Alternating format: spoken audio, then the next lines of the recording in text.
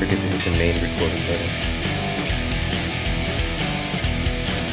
There we go. All right. Good morning, everybody. Welcome to another episode of Damage Control. This is Mookie, and we got another episode of our weekly events here that we want to break down within Marvel Strike Force. So we're definitely just going to recap the past week, talk about what's on the horizon with the current blog post that came out on Friday, and then we'll just wrap it up with some things around the room reveals to kind of keep your interest peaking as you're thinking about your daily farming and the direction that you want to take within your personal gameplay. Hopefully you enjoy the show. And with that all being said, let's introduce Darth. How are you doing, Darth? Excellent. Good morning. Morning, sir. All right, so let me just make sure I have everything under control within the windows here. Yeah, I wanted to go ahead and just, jump right into it here. Last week after we got off the show, I feel like that evening is when we got the news. At least I got the news. I followed this man on his Discord, and that was with Philosopher. So I got his little announcement as far as him stepping away from the game. And then, of course, he came out with his video with his reasonings, and I don't have the screenshots up here. I was trying to figure out a screenshot, but you can catch it on his YouTube channel if you want to try to see his goodbye. He said, "Thank you for the memories," was the tone off of all of that. My take off of it. I mean, he was an interesting guy that came across when he first kind of jumped on the scene. I think his name all came through all because of the DD3 or 3 DD4 rush. Basically, he was a Dark Dimension player that was all about the race. And I know the last one didn't go too well for him. He was kind of working within progression a certain way that that's how his name came about, because he was a new TCP player. But obviously, as you got more familiar with his styles, purchasing on certain characters to spike his roster up to kind of get to where he was at. And then he continued that fold.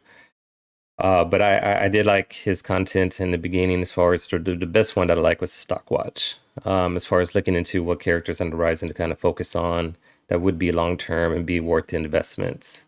Then things kind of got sour after that DD5 slip up, in which he wasted his resources on certain characters and set them back. And then I think the tone just kind of slipped from there.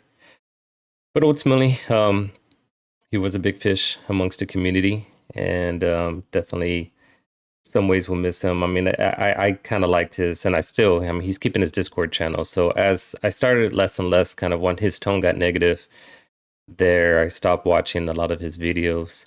And then I was more in tune to the Discord community, which I would highly recommend, because you can get a lot of good discussions there as far as with the war. And then he has different channels there. But yeah, I mean, farewell to him. I don't know. Do you have any opinions or thoughts, Darth, that you have for Philosopher? I think that he's just like you said. I think he was great when he was in his elements. Stockwatch was his best video, and his tone did change after he did not win the TD5 race. I think we could tell he was going. And now think about what we're making now, how the game has progressed now, and to what videos you and I like the most. It was his Stockwatch videos. Well, what are his Stockwatch videos going to say right now? Work on the Horseman. Work on teams to unlock the Horseman. That's it. There's enough characters to do that what can your Stockwatch possibly say until after Apocalypse comes out that you don't know what to do already? So the changing of the game zapped some fun for him, I think. I think a lot of his fun came in deciding how to properly use his roster and be first and things like that, and save all of his resources so that he could get all that stuff done efficiently. And it just didn't work out. Like I said, the game has changed in a way, and he's pretty much said that in his videos. The game is changing, and they're not changing it back to the way that I would prefer it to be, so I'm going to quit. Maybe that's not exactly what he said, but this kind of emphasizes what I said maybe a month ago or a few weeks ago, that I think a few too many of our content creators and our envoys believe they are the community manager and believe they should have far more sway than they do, because they have their own Discord and thousands of people that watch their videos and listen to what they say. But they still, I think that gives them the illusion that they're more than they are. And Philosopher's a busy guy, man. I hope he has a great life. I hope he enjoys his life of litigation. And I was always surprised that a professional like that played this game as much as somebody did.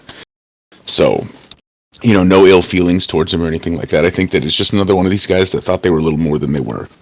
And honestly, the content that he's been putting out lately hasn't been super. So let's just say, his wheelhouse for content got taken away from him when the game changed to apocalypse style stuff.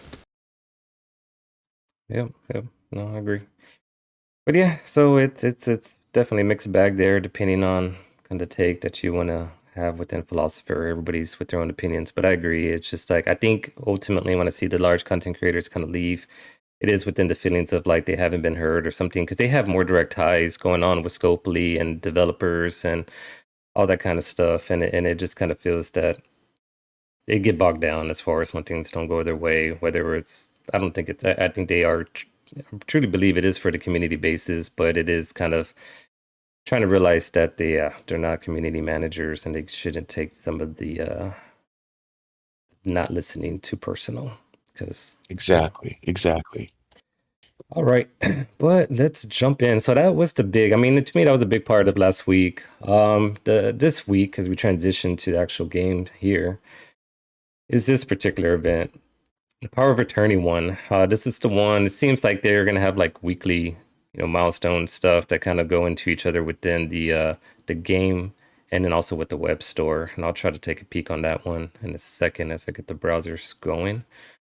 But let me fix that here.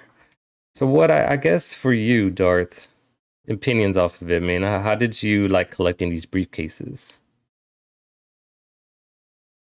I just feel that it's limited. I feel that the number of briefcases I can collect are have a hard cap on them. Yeah, no, they do. Like right to your point. I mean, this is it. I mean, the only thing that you can collect it on was what like blitzing. The quick rumble will give, I think, gave some rewards off of that. But I'm already capped out there. I'm already capped out over here as far as the gamma and defenders characters on the blitz Republic defender. And that's it. I mean, I don't think I think at this point, without purchasing anything, because I haven't purchased anything on the store, this is where I'm left off at. I'm on milestone 31. I think there's 2 days left on here, so I'm assuming there's some other type of, blitz that may come out, may get some That, additional. that, that same blitz event will run a third time. The public defender will run a third time. Okay, yeah. So then I'll start creeping, what, probably to milestone 32 ish. And I think these last three is probably where 33. you got to purchase up. But jump into the store. This is kind of part of that whole She-Hulk event going on. Is this Fighting Force milestone one? And this is where I'm at. I'm pretty sure you're probably curious where we're at. But yeah, this is where the other briefcases can be collected at. I didn't. I had a mix up where I had my A Force on defense on the first day that this came out, and I think I kind of came short a little bit because of that. But we are. I don't know. What zone are we in for war? Are we in zone one, Darth, or checking? Yes. Can you hear me? Okay, I can hear you now. Can you? Okay, Yeah, we are in zone one.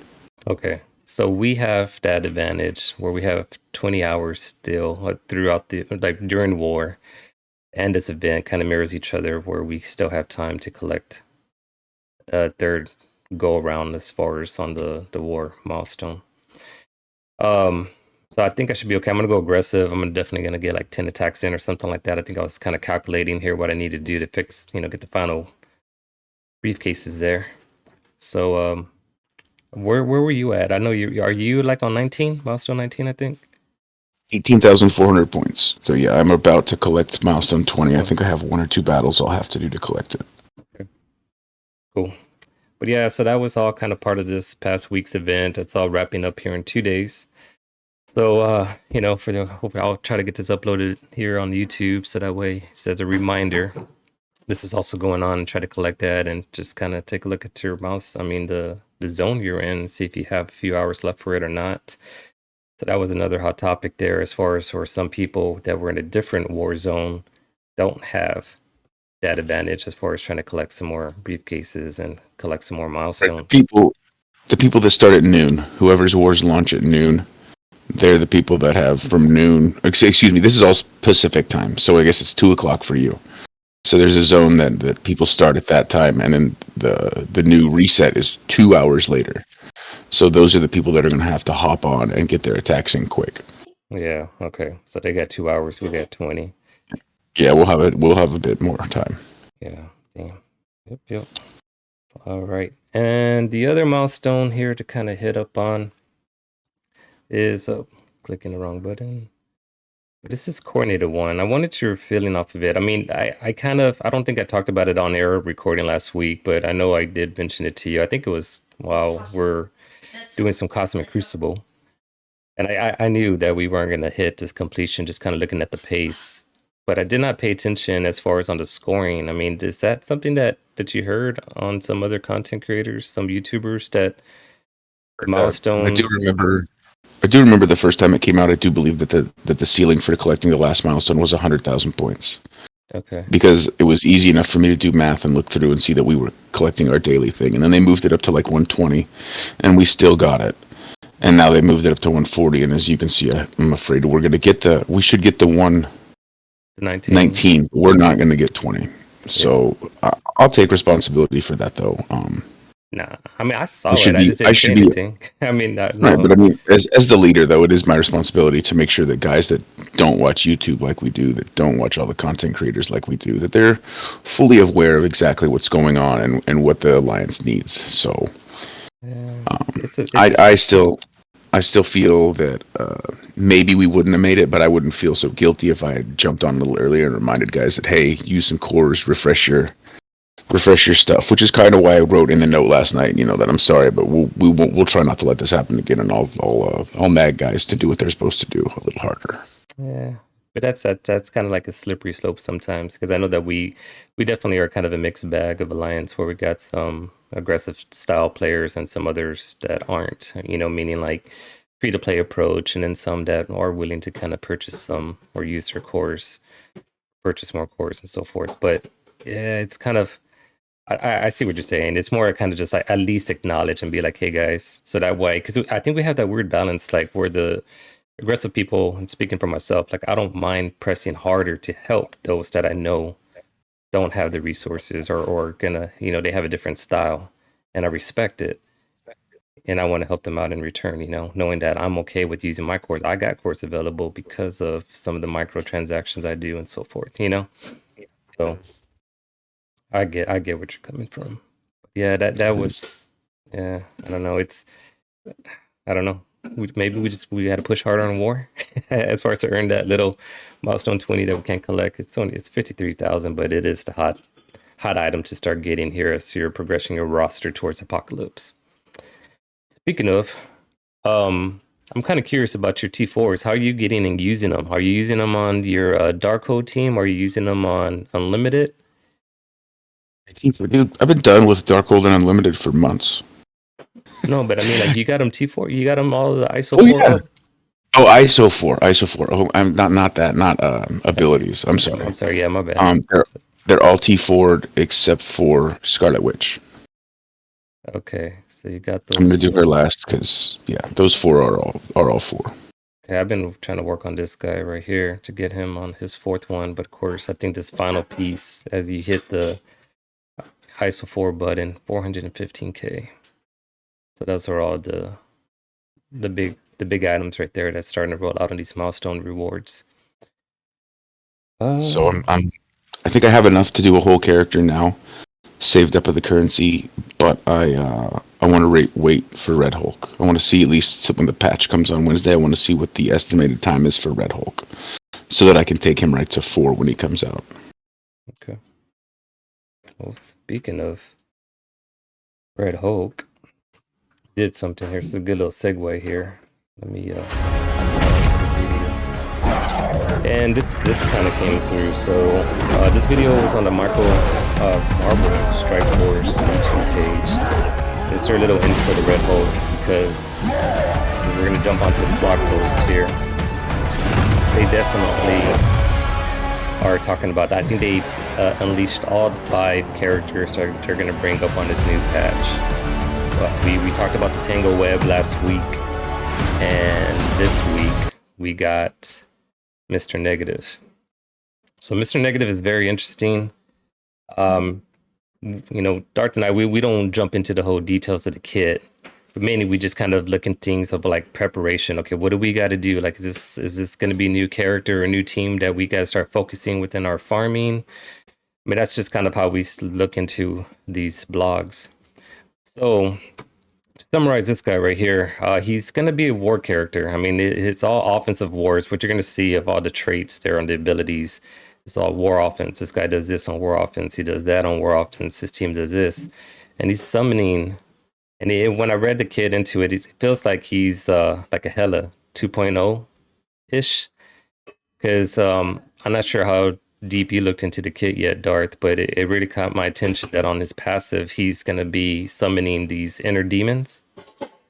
And then they come up on the field, and what the real trait of them, there's three different of the demons. There's Cyclops, there's one just labeled demon, and then there's one labeled dragon. And they basically are going to put some debuffs out if they get their turn, because I don't know how aggressive or, how meaty they might be on the field. But it's an interesting little thing there as far as what you're going to get from Mr. Negative.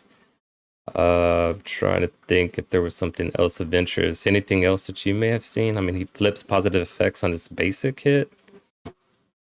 Um, that's the biggest thing. But yeah, the tunes that he's going to be coming up with that I should do. Sorry, let me bring up this other thing right here. Oh, why don't you just bring this up? But this right here is his team in a nutshell. So you got Mr. Negative coming, and it's all the rework characters. You were Kingpin, Nobu, Green Goblin, and Taskmaster make up his underworld team. So your take off of this, Darth. I mean, is this the team that you're excited about, that you're going to be looking to invest in? I know you're a war guy, so I kind of already know the answer, but I'll let you speak for yourself. I mean, how are you feeling about this team? I surprise you. I'm going to get Mr. Negative, and I don't know how far I'm going to push him just because of how the game is done right now. If they were to tell me that Mr. Negative was required for Apocalypse like they did for Spider Weaver, then I'd definitely be more interested in him. The problem is the last war team that I really invested in is A-Force, and A-Force has done nothing for me except for win some war matches, and they're fun, and I've gotten some fun out of them, but the only place I used them is 3 nights a week on war, and they're not for the Apocalypse Saga. And there was just, it feels like they're in that team. I maybe invested a little too much. Like, so for the event now, it's nice. I have a big A-Force, so it helped me for this war attack event. But I could have done it without a big A-Force. So I'm trying to take this with a grain of salt, as much as you do know me personally that I love war offense teams and I'm excited about using them and things like that. I gotta rein in my excitement on this team a little bit, because I could go easily blow all my resources on those 4 characters at the bottom of that infograph. Yeah. So I just did blow all my resources on a level 1 character that I'd never done anything with, which was She-Hulk. So that's bringing up characters that are old sounds cool if you've already invested in them. If you haven't, it's literally bringing up another brand new character. Yeah. No, you hit on it, because those gold catalyst pieces there are tough to come by now because of other. I think it's, to the point you're making when you're investing on some reward characters that you didn't have geared up already. So that's going to be interesting. I think Think at about it. least as I'm looking at this picture, and because of the resources, I think I'm going to stop at 13 on them, the unlucky number 13. Normally you want to gear them up to 14, but I just think in general, just to kind of get where I want personally in the war side of things, and also still try to be mindful about managing resources.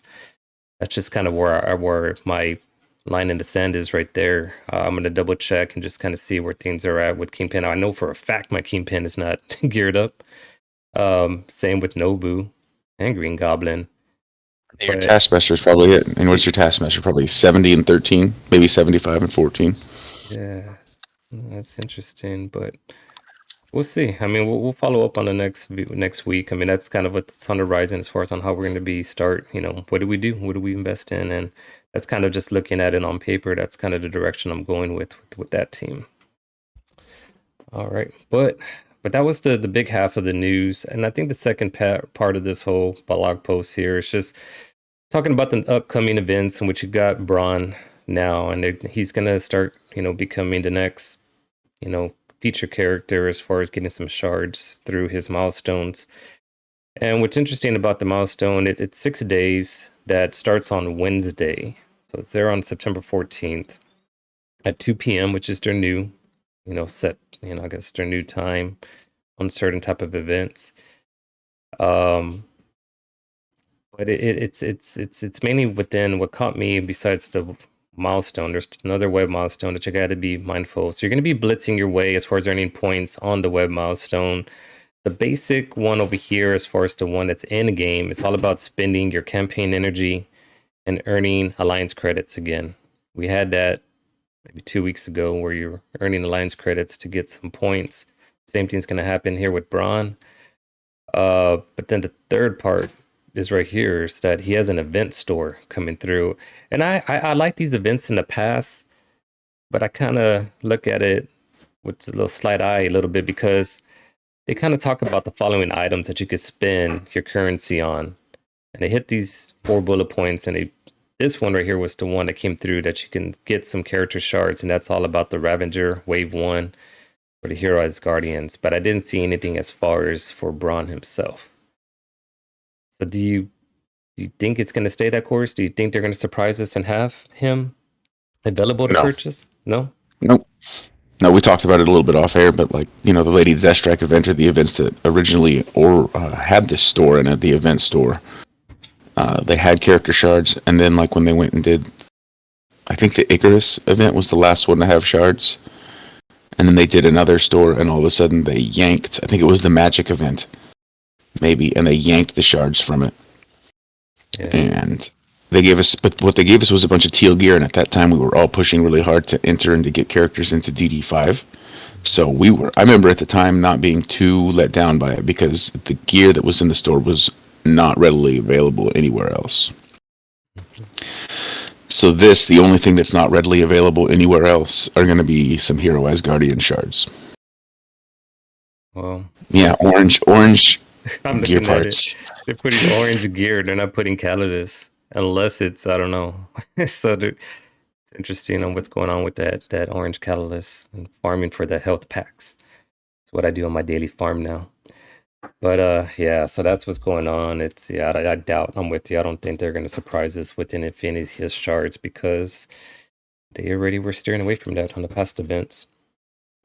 But I mean that's all that's really the big news. But this is just funny because it's kind of leading up to what we're going to close with as far as on rumor sites. But the next group that's going to be on the quick rumble is going to be your Ravengers. So you'll see that on the second part of the week.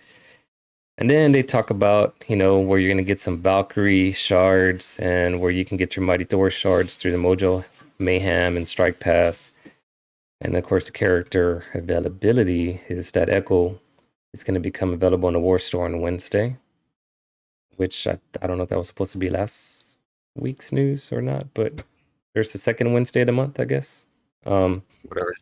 Third, is that what it? Yeah, I don't take that part as hard as everybody else seemed to have. yeah, They did really good last month, so I give them a little bit of a break. yeah. And then just double checking notes here before I segue. So really, what I was trying to hit on off of this is that, especially with the Asgardians and then the Ravengers, and then you see them on farming characters right there and so forth. It leads me into let me bring up the screen. Sorry, I didn't have it ready. But it goes into the rumors. And it's about the patch. So we talked about this a little bit last week, and I just want to kind of recap it again, where what you're going to expect is they're going to have a famine chapter of the Apocalypse saga come through. So now you're going to get the Rogue saga as part of that Apocalypse little new epic saga thing that's on the gameplay. I think currently right now you only are dealing with Morgans. So that's going to be entering in. And then they jump on the second bullet point here in this data mine where it's the Red Hulk's Horsemen of Apocalypse. Everything is screaming to me right now especially on this blog post, it's like get your Ravengers ready, get your Wave 1 ready, get your Heroes as Guardians ready. Here they come. You can even earn some shards.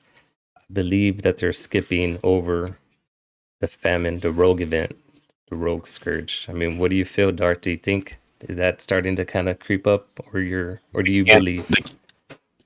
they can't do that saga before they release her second event. So it depends on me to when they release the saga. Like I think they're both going to come this patch. So in my mind, I think they're going to do the famine first. At least that's what I heard. Do famine first, and then they'll release the saga as soon as that ends, and then do Red Hulk 2 weeks later. But it could be reversed. We could get Red Hulk first, and then the second running of famine, and then the store or the saga. Yeah. So I think we'll get both. I just don't. I'm not sure which one's going to be first. Okay. All right, but then part of the patch is going to be the 5 new playable characters, and which I had the window over here, and just happened again. You got Spider Weaver, you got Red Hulk, you got Spider Man 2099, or Spider Man Noir, and Mr. Negative. So there's the 5 characters right there. If you want to add the new Underworld team, you can say there's 9 characters coming through. So however you want to take that. But and then Cosmic Crucible Season 1. So teaser for those on Twitch. Darth and I will stay on here. We're gonna try to create a second video going over the new Cosmic Crucible Season 1. Try to do our best theory crafting of what we're gonna do with the new changes of the rooms, the abilities, and so forth. So that's gonna be coming up on the next patch. And then the event campaign is gonna be that Spider Weaver. So Spider Weaver is gonna be that campaign character release. Curious, I think I have a feeling that she would be the first character coming out the gate. Um, so I think as far as like the red stars and all that, you have up until Tuesday to go ahead and start burning through if you're trying to earn the dark promo credits. But yeah, that's just kind of there's going to be a new character on Tuesday for sure once the patches update. And we'll have to talk about the Lions War rewards. We kind of already have a taste of that. But Avengers Tower, I think that's going to happen. So you're going to get your tower mode, Darth. I know you're excited Yay! about that. And Yeah. I think that's it. All right. Well, we'll wrap up the show with there. So that's all on the horizon. Hope you guys are getting excited about it. I know there's always mixed feelings when the events come out.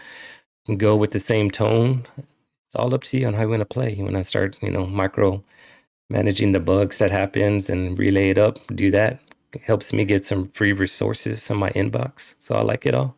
So I have it's funny because ever since I started playing this game and I wasn't knee deep, and I know there's like I don't know percentage, but I know there's like a 0.5% of the players in the game that really don't follow what you and I do here with content creators and, Discord pages. I know there's some that just quietly play on their own and don't, or they're oblivious to this whole outside world of what's happening on. And I remember I was that player in the beginning, and I was always like, man, why am I always getting these inbox rewards that's saying about like, sorry, we apologize for this, we apologize for that, and I was just always getting these rewards. So that's something that's always been accustomed to, and I guess my theory point I'm trying to make is that whatever happens happens. Collect your rewards, just have fun with the game. It's a game, and just keep enjoying it. Enjoy your alliance mates like I do. All right. So enjoy the rest of your week. Oh, and I'm excited about Sunday football, Darth. So we definitely got a lot to be excited for. So football season just started. I say that at the end of the show, and I forgot my intro, man. I was gonna put the NFL countdown music. So, but anyways, we'll play that later. Do it for Crucible. It'll still be fun. Yeah. It'll All be right. time appropriate. Yeah, definitely.